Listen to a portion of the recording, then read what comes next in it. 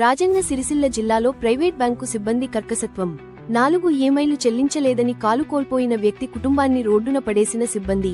రాజన్న సిరిసిల్ల జిల్లా కేంద్రంలోని ఇందిరానగర్ ప్రాంతంలో భార్య రమ, కొడుకు సాయికుమార్, కూతురు అమృతవర్షినితో కలిసి నివసిస్తూ 4 ఏళ్ల క్రితం కరీంనగర్లోని ఐకేఎఫ్ ప్రైవేట్ బ్యాంకు నుండి 8 లక్షల లోన్ తీసుకున్న బోగం గోపాల్ అనే వ్యక్తి 3 ఏళ్ల క్రితం షుగర్ వ్యాధి రావడంతో ఏడాది క్రితం గోపాల్ కాలు తీసేసిన వైద్యులు కాలు పోయినా కూడా ప్రతి నెల వడ్డీ కడుతున్నామని, ఒక 4 ఈఎంఐలు మాత్రమే చెల్లించలేదని 4 రోజుల క్రితం ఇంటికొచ్చిన బ్యాంకు సిబ్బందితో మొరపెట్టుకున్న బాధితుడు నిన్న మధ్యాహ్నం ఇంటికి వచ్చి ఒకసారి బయటికి వెళ్తే తాళం వేసి వీడియో తీసుకుంటామని నమ్మించి తాళం వేశాక నోటీసులు అంటించి వెళ్లిపోయిన బ్యాంకు సిబ్బంది.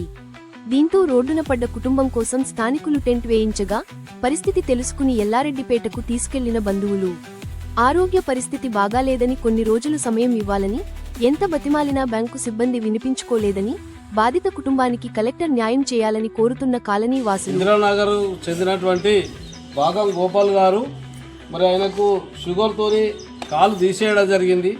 మరి ఐకేఎఫ్ బ్యాంకు వాళ్ళకు ఉన్నటువంటి రుణం ఇట్లాంటి పేషెంట్ను మరి మానవత్వం లేకుండా రోడ్డు మీద పడేసి నడియండ కాలము మామూలు వ్యక్తులమే మన ఇంట్లో నిలబడలేని పరిస్థితిలో వాళ్ళని ఇంట్లోకి వెళ్ళి బయటకు తీసుకొచ్చి పడేసి మందులు లేవు, మరి బట్టలు లేవు, ఏం లేకుండా కూడా నడి రోడ్డు మీద పడేసినటువంటి ఐకేఎఫ్ బ్యాంకు వాళ్ళ మీద వెంటనే చర్య తీసుకోవాలి. కలెక్టర్ గారు స్పందించాలి. ఎందుకంటే ఇట్లాంటి పరిస్థితుల్లో ఎవరు కూడా ఇట్లాంటి దారుణ పరిస్థితి రాకూడదని చెప్పేసి మేము కలెక్టర్ గారిని డిమాండ్ చేస్తున్నాం. కలెక్టర్ గారు వెంటనే స్పందించి ఈ యొక్క అభాగ్యునికి వెంటనే సహాయం చేసి, ఎందుకంటే బ్యాంకు వాళ్ళు కూడా 60,000 రూపాయలు ఇన్సూరెన్స్ కింద కట్ చేసుకున్నట్టు తెలిసింది. ఆ ఇన్సూరెన్స్ కూడా ₹1 రాలేదు. మరి ఎండాకాలం నడేండలో ఇట్లా పడేసిపోవడం అనేటువంటి రాక్షస చర్యగా మేము భావిస్తూ ఉన్నాం.